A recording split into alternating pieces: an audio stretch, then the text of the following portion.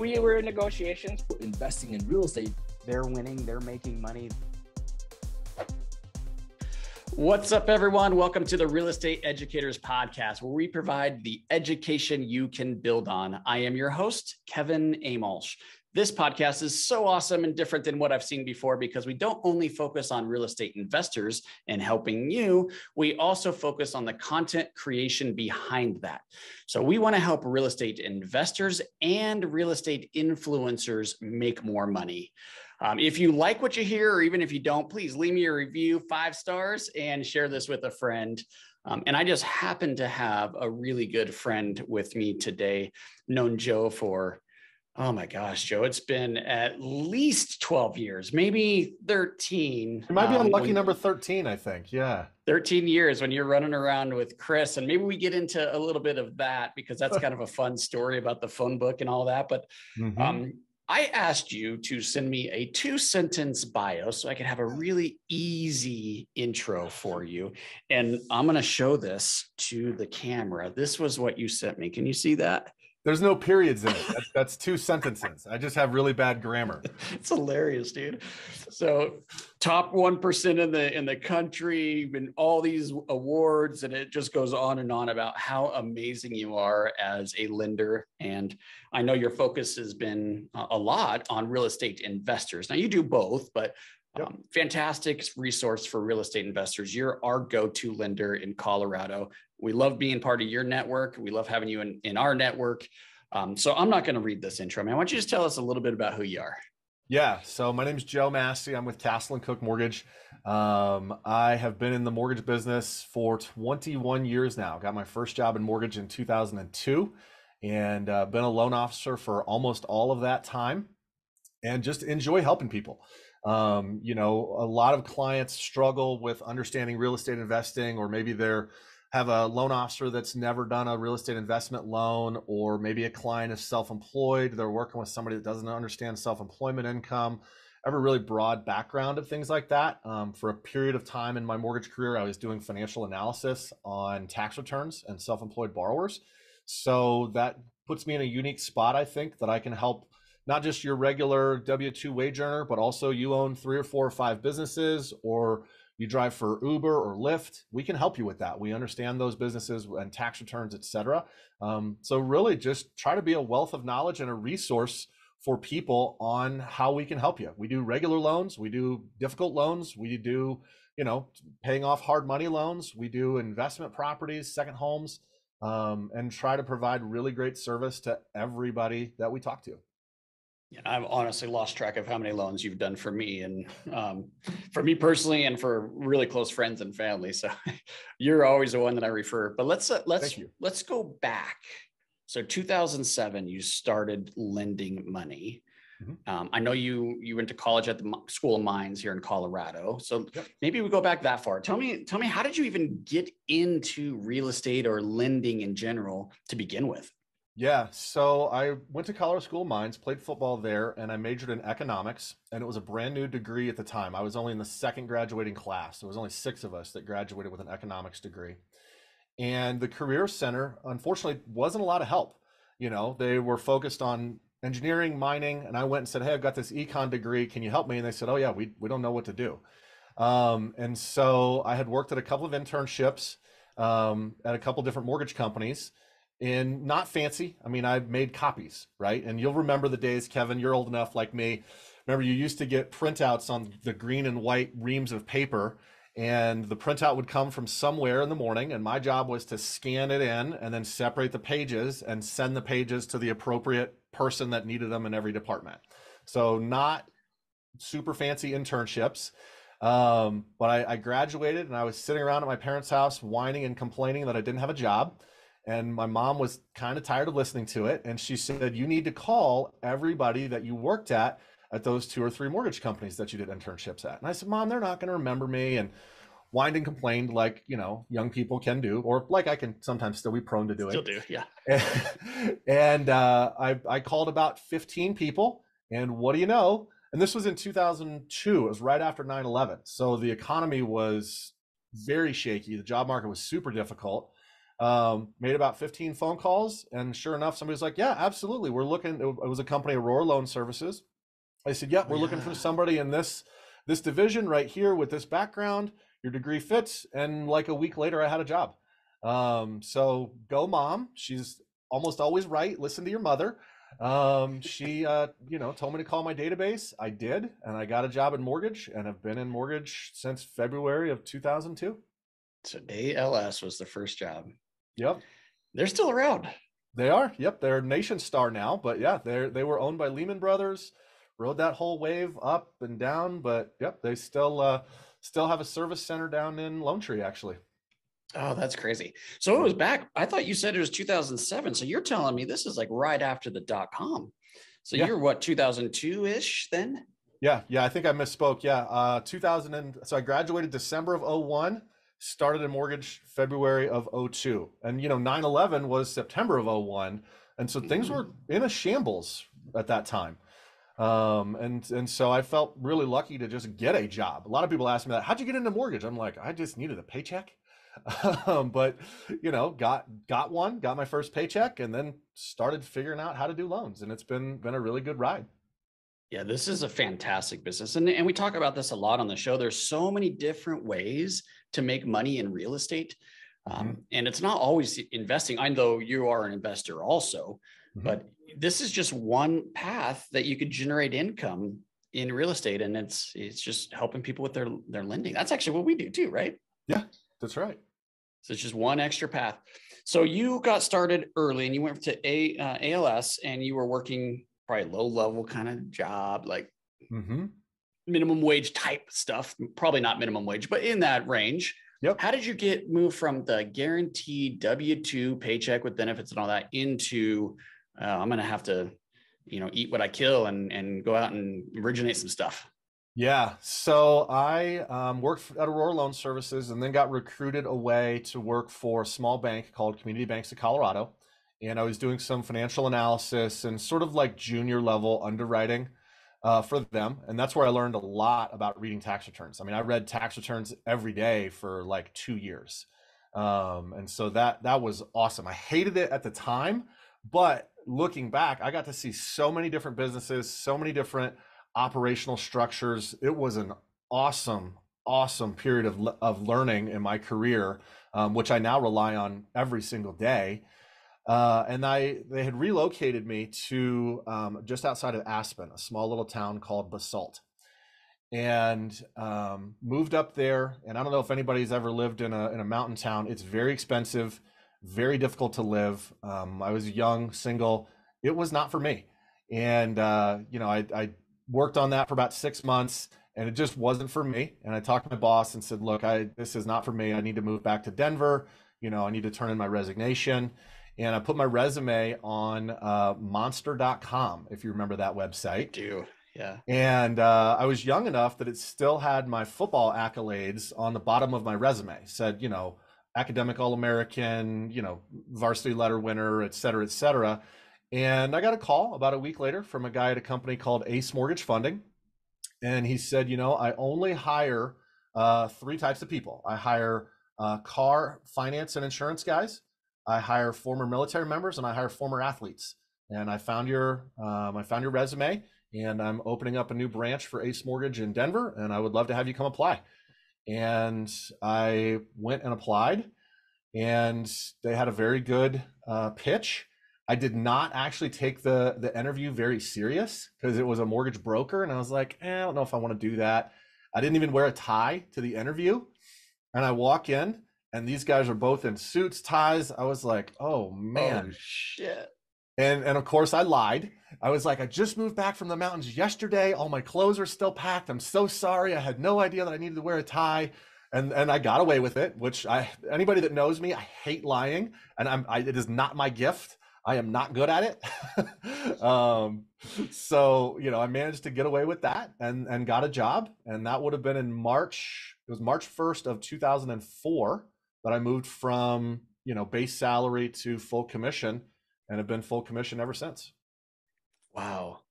So yeah, and you think about, it's interesting, you think about these sales positions, and mortgage broker I would put into that category. Insurance sales is another. Yeah. they just kind of hire everybody.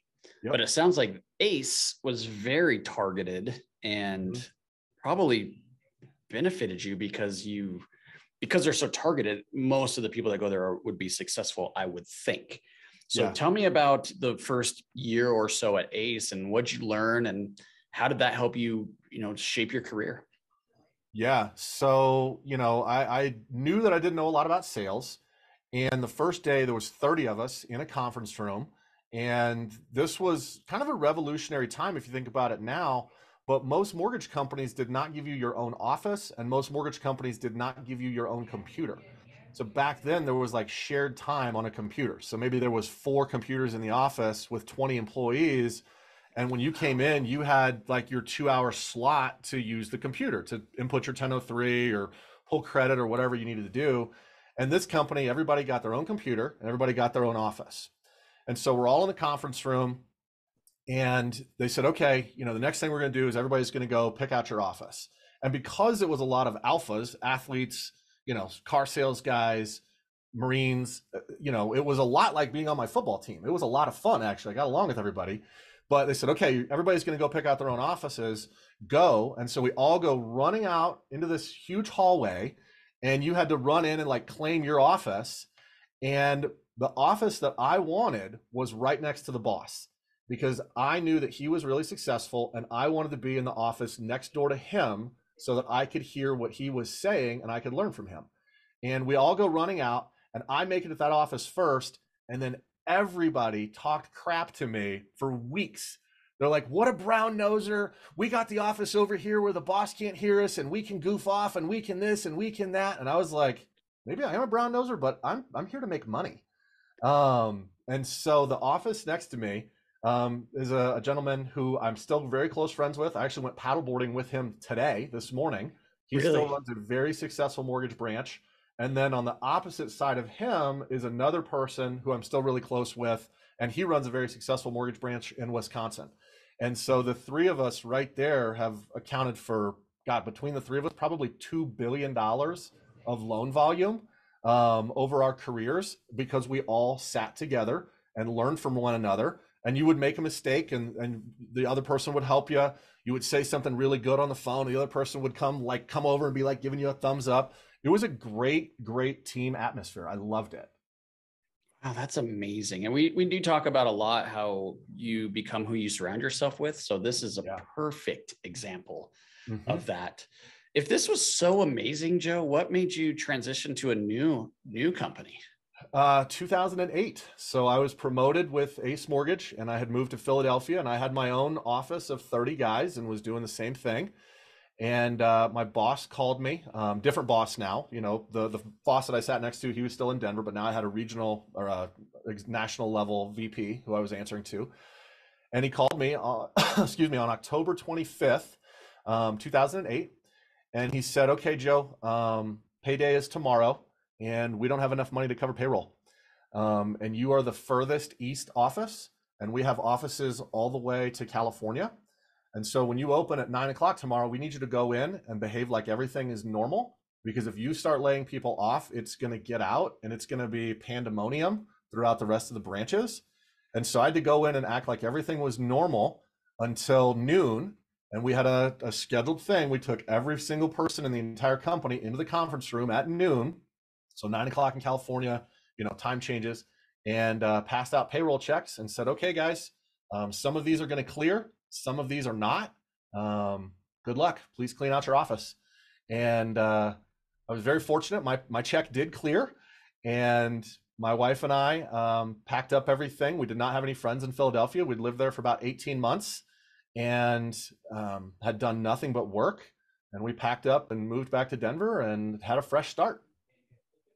Oh my gosh, Joe, this is why I love doing this podcast, because even though I'm interviewing a ton of my friends, I don't know this about you, and I'm learning so much about everybody. So you were responsible for those layoffs? Like you were the one in the room that says you're out of a job?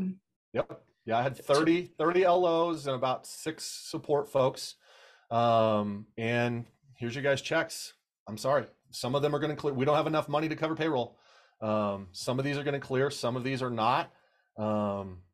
And then of course, when it came time to pack the truck and move, the only people I had met were all of my employees. They were all mad at me. So nobody was going to help us pack the U-Haul. So my wife and I packed up everything, just the two of us, to move back to Denver.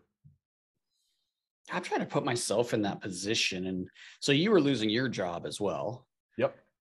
But before you lost your job, let's do this one last thing for me. Why don't you just go ahead and fire everybody? Yep. Just go ahead and fire everybody, and then, pass out the paychecks, unplug the server, and then, lock the door to the office and slide the keys back under the office, because not only can we not cover payroll, we can't cover the lease at the office space either. So just leave the keys there for the commercial landlord whenever they decide to come in. I think that says a lot about you to even do that. I'm really thinking hard now to put myself in that position and not knowing if my check's going to cash or not. I might have skipped that meeting and went to the bank. Yeah. What I mean? A good idea. I probably should have done that. Like, you want me to fire everybody and then you're going to fire me? What? You fire them. I'm going to the bank, Yeah. Yeah. But I was loyal.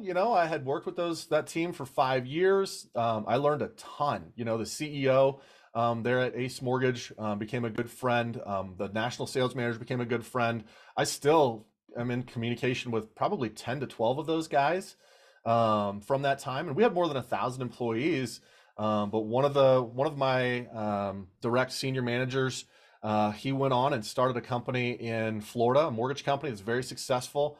So, it was a hard time, but that was a place where we really cut our teeth, and we learned how to sell. We learned how to do conforming loans. We learned how to do subprime loans. We learned how to do pay option arms, so a lot of the things that caused some of the financial turmoil, we did a lot of those loans. But I'll tell you, a lot of people have guilt, and a lot of people say, man, this loan went to foreclosure, that loan went to foreclosure.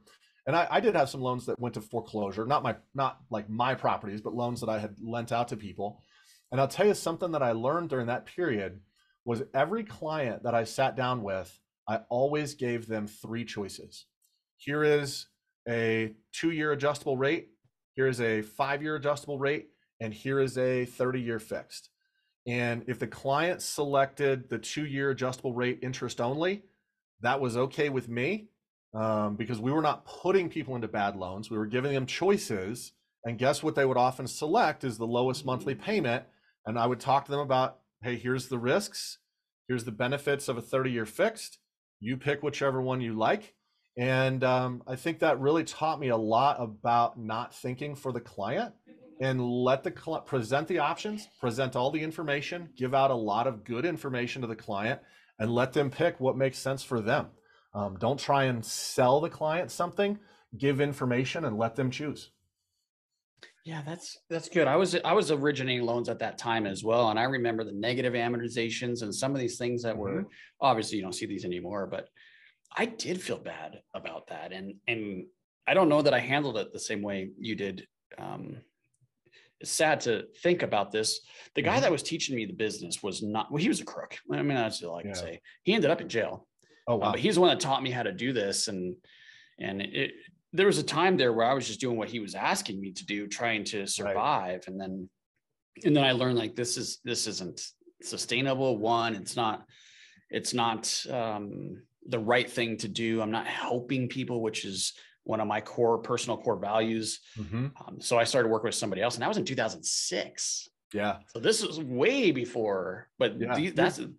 You're doing what the boss says, right? You assume the boss is telling you the right thing to do. You're like, oh, the boss says to do this. And fortunately, I had some really great bosses, and Dave, the person that I went paddleboarding with, that's one of the things he taught me was give the client 3 options and let them pick, and don't try and point them one direction or another. Let them make their own choice. It's free will, right? And show them a lot of great things about why they should work with you.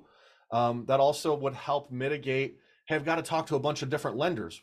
You don't have to. We offer all the things that a bunch of different lenders offer. You can do A, B, or C, or you can do F and G. All of these things are right here.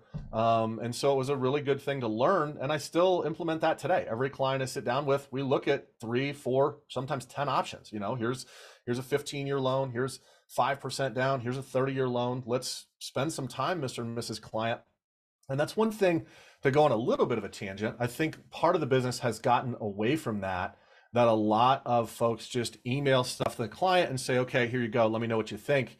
And the client can get a little bit lost. And a lot of people joke that I'm a dinosaur. I still like to meet with 100% of my clients to sit down and spend 1 hour, because you're about to buy the biggest asset you've ever bought. You're about to get the biggest liability you're ever going to have. Let's spend 1 hour and look at all the choices, make sure all of your questions are answered, and make sure you understand what you're getting into. Yeah, and I want to, I guess, piggyback on that. When you and I are working together and you give me these options, and I always push back, like, okay, what would you do? You're the guy in the trenches, so you tell me what's the best option, and then you'll push back. Well, what are you trying to, and then we go back and forth. But what I love about working with you is you will tell me the advantages and disadvantages of the options, and then help me make that decision. So it's not like, oh, here's a menu. You do help guide your clients to some extent. And I use the same joke with every client, right? We'll spend time together, and that's a question I get 95% of the time. Joe, which one should I pick? And I always say, you know what?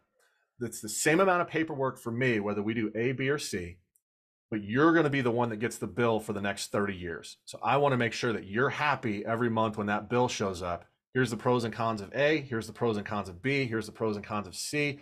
I'm not going to pretend that I should tell you to, how to live your life. Let's let you select, and let's look at the pros and cons. And if they pick one that I'm like, hey, there might be some negatives, I'll point that out. Hey, you're about to spend all of your money on a down payment. Maybe let's do a little bit less down, so you've got some moving expenses or renovation costs or whatever. So that's something I really enjoy, is counseling the client, especially maybe if you're a first-time investor or if you're a first-time home buyer. You might not know some of those hiccups. Let's sit down and spend an hour together. The Real Estate Educators Podcast is brought to you by Pine Financial Group. Pine Financial Group is a private lender specializing in value-add bridge lending for real estate investors. This is accomplished by raising private money from individual investors and lending that money out in short-term real estate loans.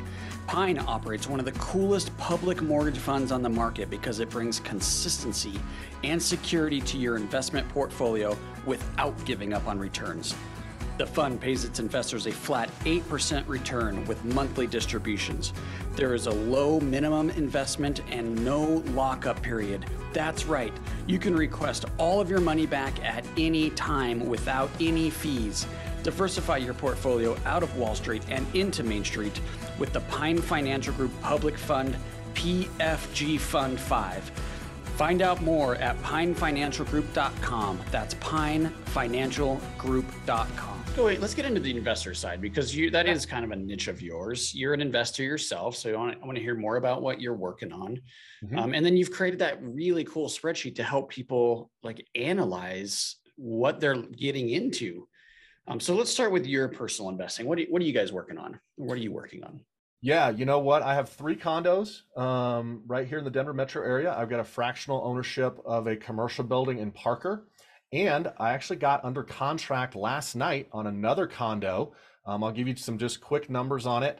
Listed for $220, 2-bed, 2-bath in South Denver. I got it under contract for $210,000, 13 days on the market. And estimated rents, I already have one other unit in the complex. Estimated rents are roughly $1,800 a month. HOA is $360 a month. And when you plug it all in, it works out to about a 6 to 6.5% cap rate. And it was on the MLS.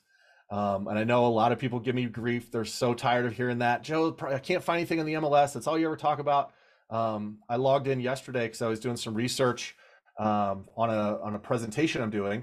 And I just thought, I said, I should look at this complex that I haven't looked at in a while. And here was this property. Wow. I looked at it at 2:15 yesterday afternoon, called my real estate agent. He had the offer sent out by 3:30. It was signed by 6:30 last night.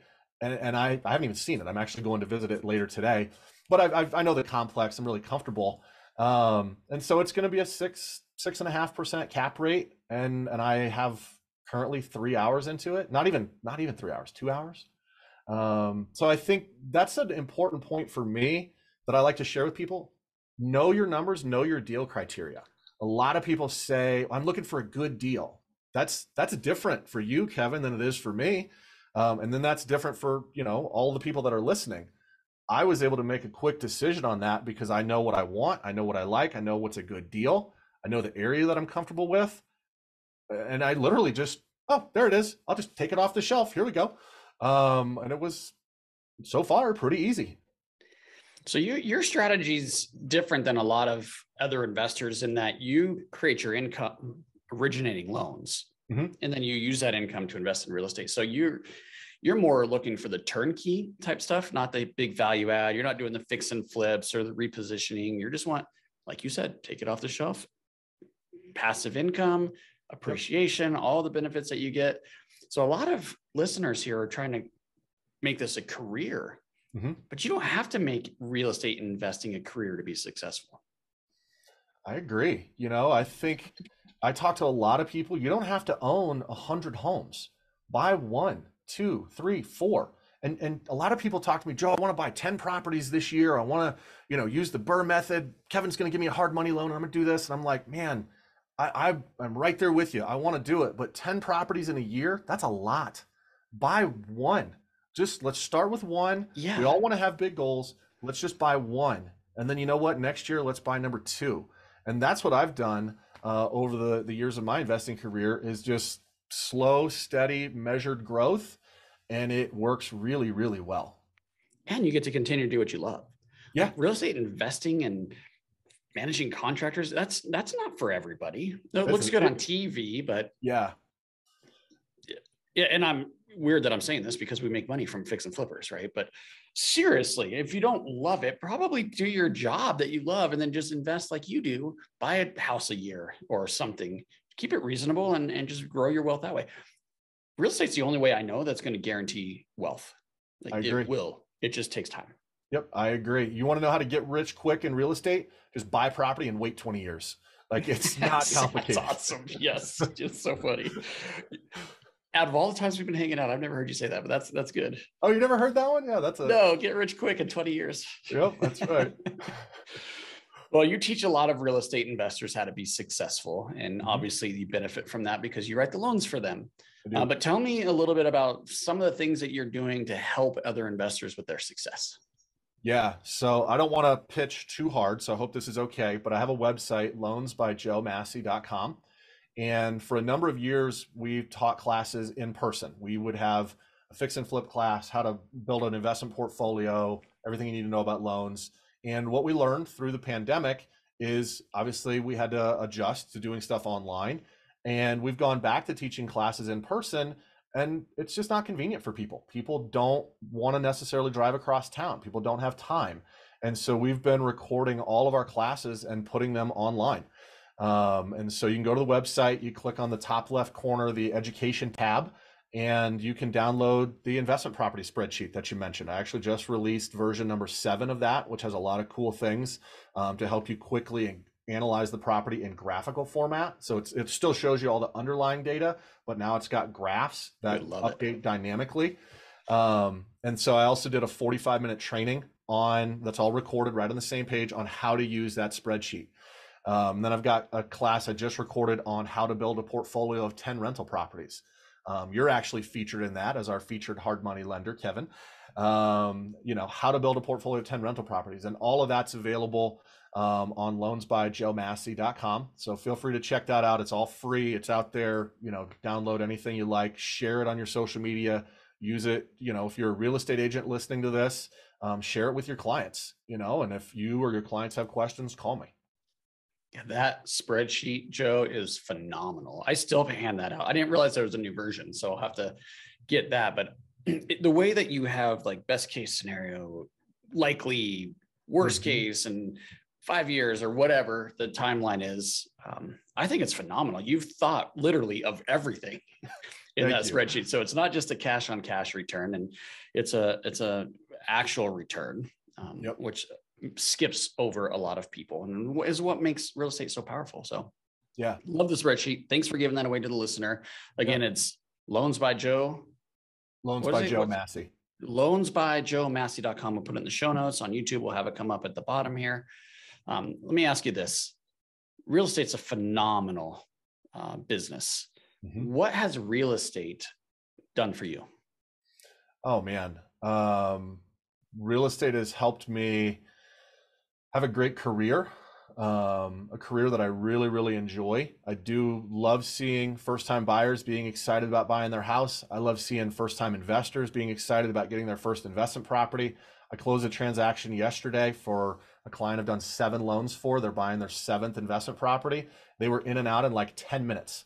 But you know what? They were so happy. They're like, you know what, Joe, we're just expanding our empire. We're going to make another $700 a month cash flow.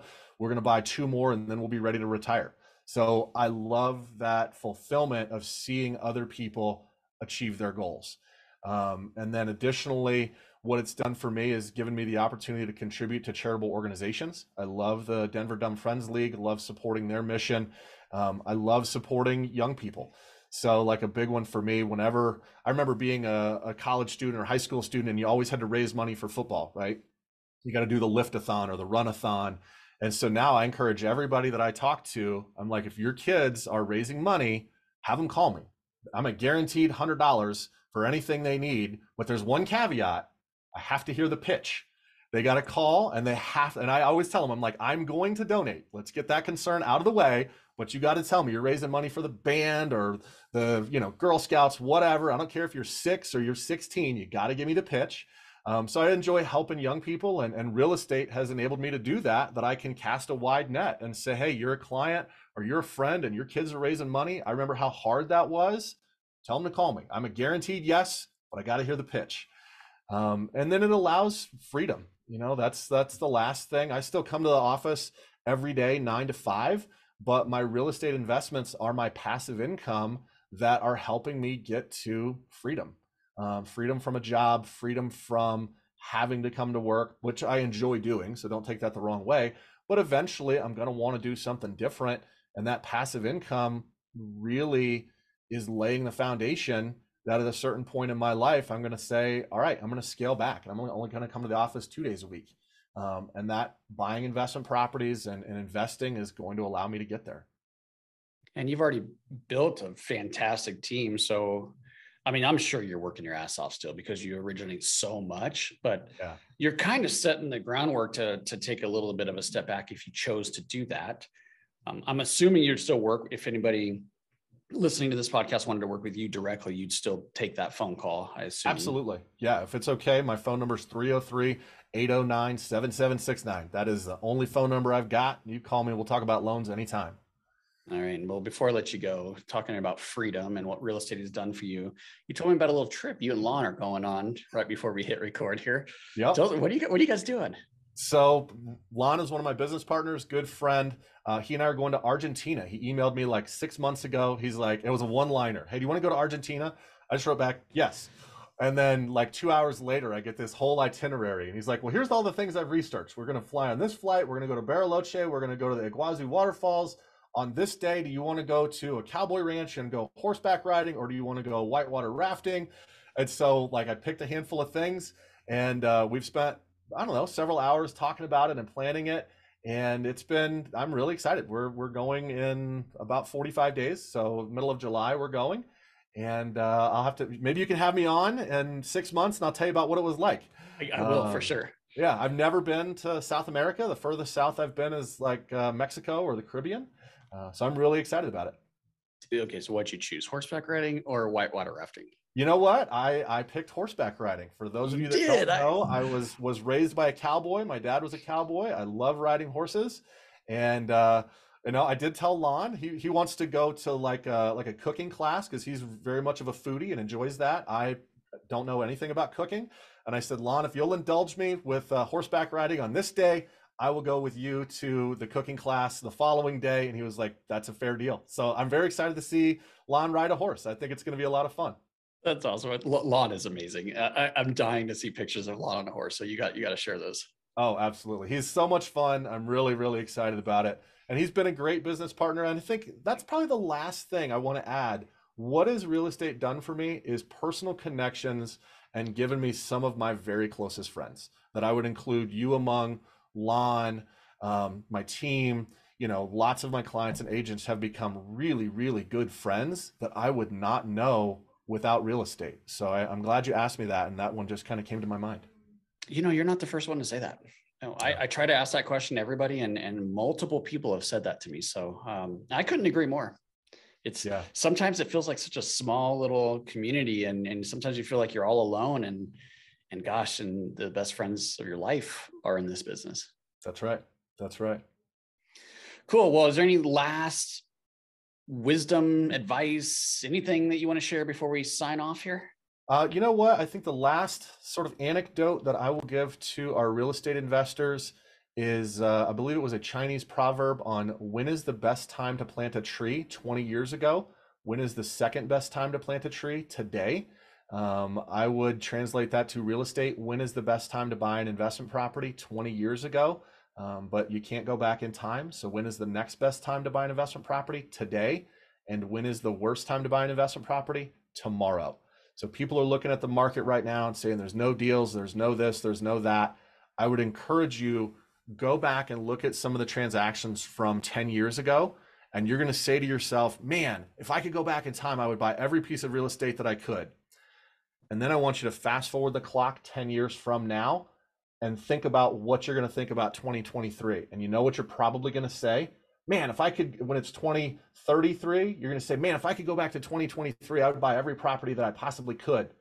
I'm not saying over leverage yourself, but think about, even in a tough market, it probably still makes sense to buy real estate and hold it for the long term.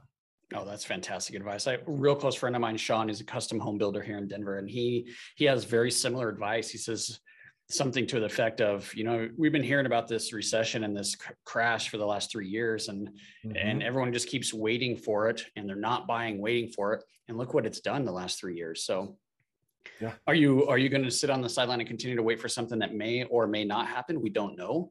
Or are you going to get in a good position that you could weather the storm and guarantee your success? That's right. Don't over leverage yourself. Don't be foolish, but buying real estate is, by and large, nothing's guaranteed, but almost a guaranteed way to make money over the long term. Yeah, I would even go as far as it is if you're buying it right and you're in it for the long term, I don't know how you lose it. I agree. It might, even if we see a 2008 again, which no one agrees with, but even if we do, it will come out eventually, right? So you just need to have a long enough horizon. Yep, absolutely. All right, man. Well, I really appreciate your friendship, your support, the business we do together. I really appreciate you coming on the show. You're one of the first, as you know, we're getting started with this thing, and this is one of the better episodes, I would say. So appreciate everything you do. And with that, we'll have you on again when you get back from your trip, and we're signing off. Thanks, Joe. Thanks so much, Kevin. Really appreciate it. Hey guys, I hope you enjoyed this episode as much as I did. If you did, please be sure to follow and leave us a review. Oh yeah, and tell a friend.